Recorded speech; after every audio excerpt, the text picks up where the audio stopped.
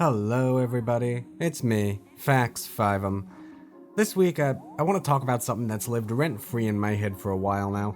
This video might be a bit shorter as I've spent the past week dealing with family stuff and I haven't been able to put all the effort I want into longer vids, but hey, I'm pretty sure this one will be nice too. Maybe I'll do more videos in the future about bits from fiction that live rent-free in my head. Who knows? The first thing I should point out because, well, this is the internet, and it's full of people who can't seem to differentiate between fiction and reality. The scene I'm about to show you is fiction. It's not real, nor is it depicting a real event.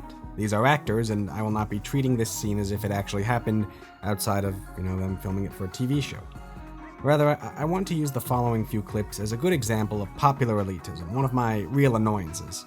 You may recall the term from the Fascism essay. I can't stand popular elitism. It's like elitism, but extra... double elitism, something. Like, unlike regular elitism, in which you got a group of elites, and that's determined based on something uncommon, like having a crap ton of money, or some special connection with God, or what have you. Popular elitism is when somebody acts like they're an elite because they're more, normal or ordinary than, well, you. And let's look at this clip from All in the Family first, and I'll explain some more afterwards. The episode in particular is Season 5, Episode 24, and is titled No Smoking. It originally aired in 1975. So that's what you're really upset about? Because some lady in an elevator said she didn't like the smell of your cigar? That's right. And I told the lady if she didn't want to inhale my cigar smoke, then she really ought to shut her face. Surprised she didn't have you reported. She did, to the guard downstairs when the elevator got there. She told him the whole story, made him write the whole thing down. He took my name and address and everything. Told me he's going to fine me $50. Well, that's right. They got a law now against smoking in elevators. Well, to that law, I would say... Lucky for me, the guard was a straight guy. After the dame took off, I give him one of my cigars, he ripped up the report. Boy, oh boy, and you're the one who's always preaching law and order. That is for the criminals, little guile. Law and order should not ruin the lives of law-abiding people. Now, there are two important things to keep in mind at this moment. Number one, Archie continued to puff away despite the lady requesting he stop. Number two, Archibald broke the law. It was a minor law that was pretty new, but he still broke it. But wait, didn't he call himself law-abiding? Yes, he did. He insisted that he was a law-abiding citizen. In fact, you know what? I'm midway through writing this script, and I've decided I'll add the next scene in this episode. Normally, I'd be content with just stopping at that part, but... there's some fun stuff that happens afterward, add some of the justifications. It's my video. I get to determine the length, I guess. Let's take a look at the next part. Boy, oh boy, and you're the one who's always preaching law and order. That is for the criminals, little guile.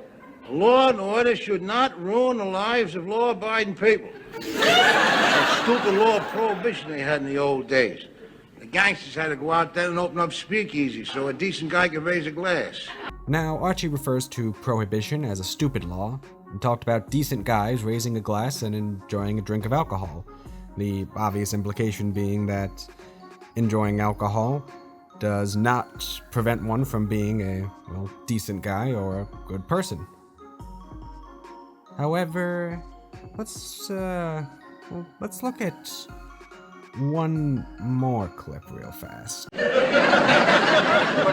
a second. God intended man to smoke? Certainly. Why do you think God planted tobacco? To make salads, you dope you? That's to smoke. Everything God planted is for man to use. Then what about marijuana? God didn't plant marijuana, little girl. It was your Mexican bandits done that. Now, let's just take a moment to really think about this. What is Archie's motivation? Why does he consider his drugs, namely tobacco and alcohol, to be okay, and resents and resists any governmental efforts to restrict their usage, while openly calling for the state to restrict the use of marijuana, a drug that he dislikes? Why does he preach law and order while considering it to be okay to break laws that he deems stupid? What counts as a stupid law? Alright, let's be real here. This is Archie Bunker we're talking about. The classic example of a regular old schmo. He's a working class man and proud of it. He's not one of those Leona Helmsley types who's all like, we don't pay taxes, only the little people pay taxes. He very clearly sees himself as better than others because he's normal, and he's not supposed to think too much about who decides what is quote-unquote normal and what it really means to be quote-unquote normal. In fact, let's take a look at a couple of other scenes I have, well, one at a time, in which we can see him react to folks who disagree with his concept of normalcy. Yeah. No, I describe to a higher law there, meathead, God's law, and God intended man to smoke. My mother always said if God intended people to smoke, he would have put chimneys on their heads. Your mother didn't know nothing. She didn't even want you to marry me. Now, for anyone who's a little bit confused, that particular clip actually, chronologically speaking, it comes before the one I just played. For the context of this video, I figured that it would have been better to play that clip after the previous one. We have here Archie's folk wisdom that God wants man to smoke being countered by, well, other folk wisdom. In this case, Edith's unnamed mother disagreeing. And how does Archie reply? By simply brushing off the other folksy wisdom that, for all intents and purposes, has about as much credibility as his. Popular elitism is good at shrugging off the opinions of even other commoners because it assumes that one's individual experiences are the average and expected ones for everyone else. And, well, if you're a commoner who didn't have those same experiences, either get in line or get out of the way. Actually, no, I should say just obey or get out the way. Yeah, I like that rhyme. Let's look at this scene. Mexican bandits done that. Well, I'm for the new laws, because I don't think people should be allowed to smoke in elevators and movies and restaurants, because it really does bother the other people that don't smoke. Ah, what are you talking about? The only people it bothers are a bunch of pains in the necks that don't want the rest of the world to enjoy themselves. Well, I've been smoking around here for years, and up to now, I ain't heard no complaints from my loved ones. I complained. Well, I'm complaining too, Daddy. I hate your cigar smoke. El Stinko. Little girl, let me tell you, there's an old saying, never bite the hand that feeds your husband. Take a lesson from your mother over here. She learned to love my cigar smoke, right, Edith? No, I didn't. Ah, who cares, Eddie? Archie is told about commoners, this time his own daughter, who are not happy with cigar smoke. While Archie never directly incriminates his daughter, when he refers to folks who dislike smoke as pains in the necks that don't want the rest of the world to enjoy themselves, there's an implication that he's calling her a killjoy. I just thought that was kind of funny. Then, instead of actually addressing the complaints, he prefers to assert his authority over his daughter, and then pulls a classic, who cares, when his own wife Edith said she did not learn to love the smell of smoke. And seriously, like, you see this sort of thing with popular elitists and the like all the time.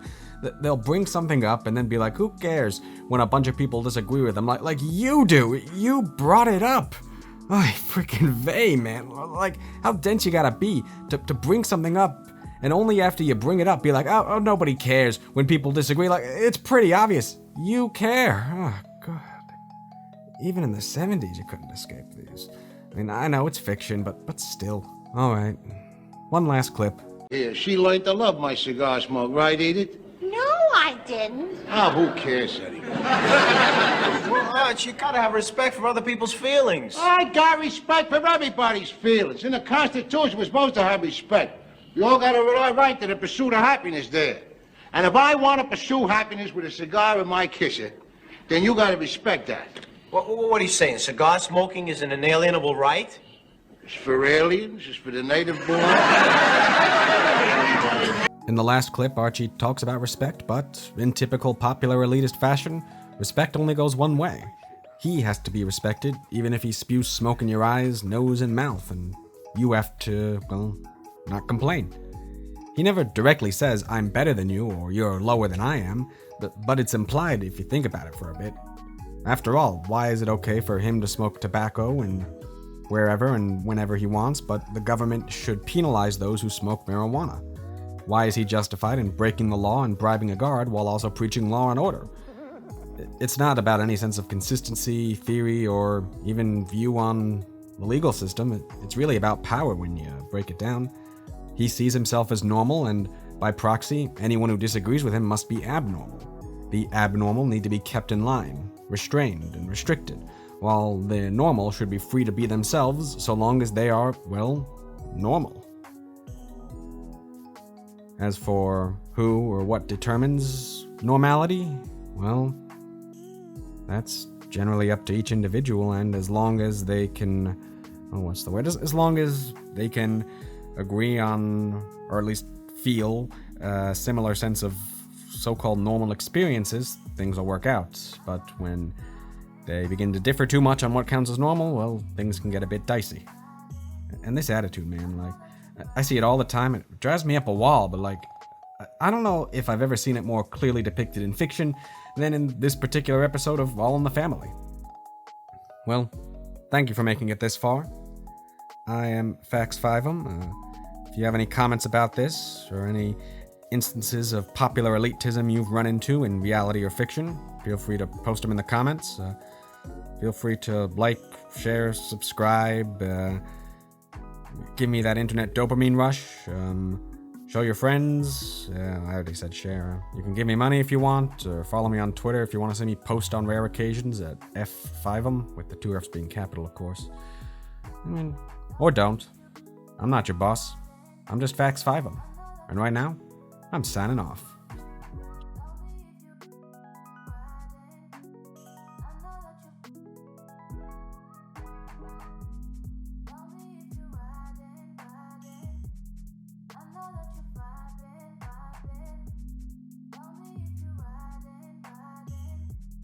I know that you